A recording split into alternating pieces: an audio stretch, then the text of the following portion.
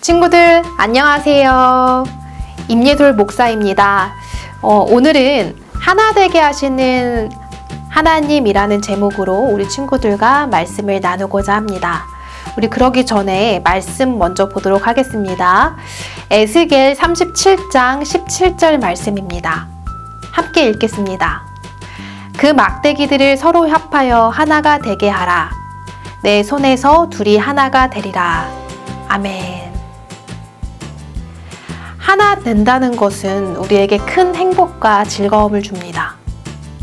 우리가 친구와 마음이 맞으면 어떻게 될까요? 마음이 하나가 되면 그 친구와 함께하는 그 모든 것들이 행복하고 기쁩니다.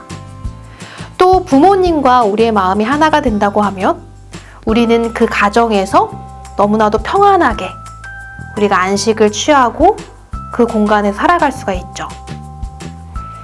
부러진 가지가 다시금 가지에 접붙여지고 하나가 될 때 그 가지에서 잎사귀가 나고 생명이 자라게 됩니다. 마찬가지로 하나가 된다는 것에는 우리에게 평안을 주고 또 기쁨을 주고 행복을 줍니다. 반면 다투거나 싸우고 또 단절을 일으키거나 아니면 분단되고 갈라진 그런 상황 속에서는 어떻게 될까요? 매우 불안하고 또 고통과 아픔이 따릅니다. 오늘 본문은 에스겔 예언자가 하나 되지 못한 이스라엘 자손들에게 하나님의 말씀을 전합니다. 이스라엘 자손은 원래 하나였습니다. 그러나 솔로몬 왕 이후부터 북이스라엘과 남유다로 나눠지게 되고 각각의 왕을 세우고 두 나라로 갈라졌습니다. 왜 이들은 하나 되지 못했던 것일까요? 솔로몬 다음으로 그의 아들 르호보암이 왕이 되면서 사건은 시작됩니다. 르호보암 왕은 왕을 조력하는 많은 사람들이 있었습니다. 그 사람들은 르호보암이 왕이 되자 왕에게 조언을 했습니다. 그것은 바로 백성들의 멍에를 내려놓게 해달라라는 충언이었습니다. 예전에 솔로몬 왕 때 성전을 지었고 이 때문에 백성들은 많은 세금을 내야 됐고 또 오랜 시간 노동을 해야 됐습니다. 그래서 백성들의 멍에가 상당히 무겁고 크기만 했습니다. 대표자들, 조언을 하는 그 사람들은 이 왕에게 이제 더 이상 백성들의 멍에를 내려놓게 해달라 이렇게 말합니다. 그러나 르호보암은 생각이 달랐습니다. 오히려 선왕들보다 더 백성들에게 무거운 멍에를 지게 하겠다라고 천명을 합니다. 르호보암은 백성들이 있어야 자신이 있다는 생각을 하지 못했습니다. 왕의 권력과 힘으로 오히려 이 백성들을 누르고 자신을 과시하고자 했습니다. 이것은 하나님의 뜻과 맞지 않았던 것입니다. 그들은 이렇게 서로 이해관계가 달랐습니다. 그러나 설득도 대화도 더 이상 하지 않았습니다. 왕의 말에 반발한 10개의 지파는 북쪽에 이스라엘을 세우고 여로보암을 초대 왕으로 추대하여 나라를 세웠습니다. 그리고 르호보암은 2개의 지파를 모아 남유다를 세우게 됩니다. 이렇게 서로 다른 이해관계는 단절로 나아가게 되었습니다. 그러면 여로보암을 왕으로 추대했던 북이스라엘은 하나님의 뜻을 섬기며 잘 살았을까요? 르호보암은 그 북이스라엘에 예루살렘 성전이 없다는 것을 알았습니다. 따라서 이스라엘 자손들이 남유다로 예루살렘 성전이 있는 남유다로 내려갈 것을 염려하였습니다. 그래서 단과 베델에 송아지를 세우고 이 소가 너희들을 이끌어낸 신이다 라고 백성들에게 말했습니다. 자신의 권력과 힘을 유지하기 위해 자신이 만든 소형상을 하나님이다 라고 거짓을 고한 거죠. 남유다뿐만 아니라 북이스라엘도 시작부터가 하나님의 뜻과는 다른 방향으로 시작되었습니다. 첫 단추가 잘못 끼워지니 그 후대의 왕들도 점점 하나님과 멀어져 갔고 하나님이 아닌 다른 우상을 더 섬기게 되었습니다. 상황이 이렇게 되니 결국 이 두 나라는 파국으로 치달게 되었고 강대국에 의해 이 두 나라는 몰락하고 말았습니다. 하나 되지 못한 두 나라의 끝은 너무나도 처참했던 것이죠. 이러한 역사를 지나 바벨론의 포로로 살아가는 백성들은 나라를 잃고 포로민이 되어 어떤 생각을 했을까요? 왜 우리가 이렇게 되었을까? 우리가 무슨 잘못을 한 것이지? 우리가 다시금 회복되기 위해서는 어떻게 해야 될까? 라는 생각을 했을 것입니다. 그러던 중 하나님은 에스겔 예언자를 통해서 하나님의 말씀을 전하십니다. 에스겔은 하나님께서 두 막대기를 서로 합하여 하나가 되게 할 것이다 라고 말했습니다. 다시 말해서 이스라엘 자손들이 이제는 포로민이 아니라 다시금 예루살렘, 가나안 땅으로 돌아오게 되고 이스라엘 자손들이 모두 하나가 되며 한 하나님을 섬기게 될 것이다 라고 예언합니다. 에스겔은 내 종 다윗이 그들의 왕이 된다 라고 말합니다. 사실 이스라엘 자손들이 가장 강하고 번성했고 풍요로웠던 그때는 바로 다윗 왕 때였습니다. 그때 이스라엘 자손들은 모두 하나였고 또 한 하나님을 섬겼습니다.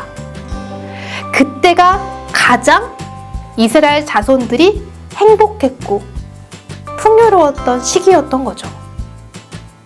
따라서 이스라엘 자손이 다시금 회복하기 위해서는 이 다윗 왕 때처럼 다시금 이스라엘 자손이 하나 되어 그리고 한 하나님을 섬기며 그분의 뜻대로 살아가는 것이라고 생각했습니다.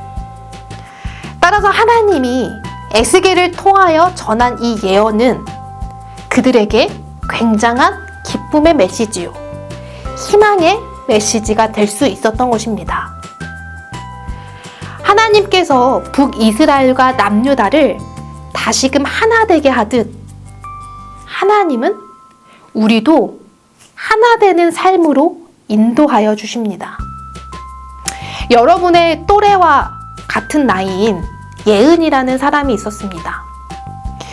이 예은이는 두 마음 그리고 두 자아를 가지고 있었습니다. 스스로 자신을 바라보는 현실의 나와 자신이 기대하고 바라는 다른 나를 너무도 다르게 여겼습니다. 그 차이가 매우 컸던 것이죠. 이상적으로 생각하는 나는 매우 똑똑하고 잘나고 또 사람들에게 인정받고 인기가 많고 또 무엇이든지 잘하며 당찬 모습의 나를 생각했습니다. 그러나 현실의 나는 전혀 그렇지 못한 너무나 부족한 사람이다 라고 여겼습니다. 예은이는 이상적인 나와 또 대조적인 현실의 나를 받아들이지 못하게 된 것이죠. 두 가지의 다른 나로 살아가고 있는 이 예은이는 점점 현실의 나를 미워하고 증오했고 자존감은 점점 낮아졌습니다. 그것이 예은이를 점점 병들게 했습니다. 그러다 그녀는 하나님의 말씀을 통해 다시금 깨닫게 되었습니다.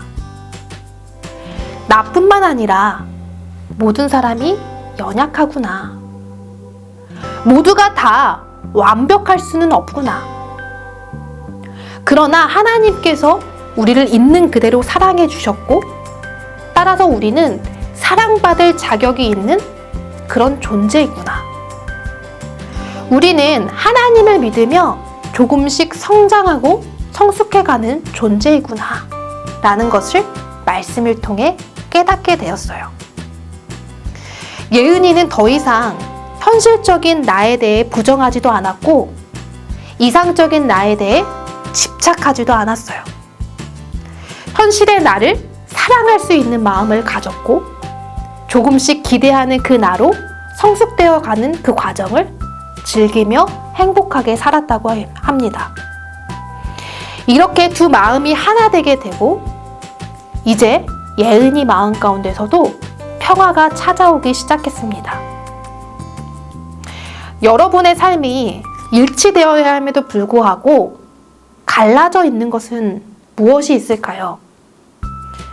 여러분 자신과의 관계 속에서, 또 다른 사람들과의 관계 속에서, 또 학교에서, 가정에서, 또 여러분이 살아가고 있는 주변의 모습들 가운데 하나 되어야 함에도 불구하고 갈라져 있는 것들이 보일 것입니다.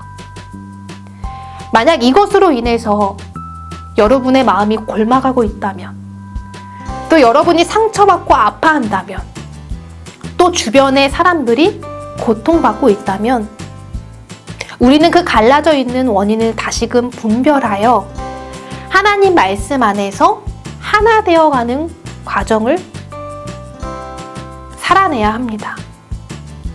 하나됨을 찾아가야 합니다.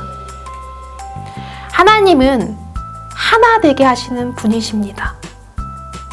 여러분을 불편하게 했고 또 아프게 했던 갈라진 것이 있다면 주님 말씀 속에 단절된 부분을 다시금 이어서 여러분의 삶에 다시금 평화가 찾아오길 간절히 소망합니다. 기도하겠습니다. 갈라진 것을 이어주시고 하나 되게 하시는 하나님, 오늘 말씀을 통해 하나님은 하나 되게 하시는 하나님임을 배웠습니다.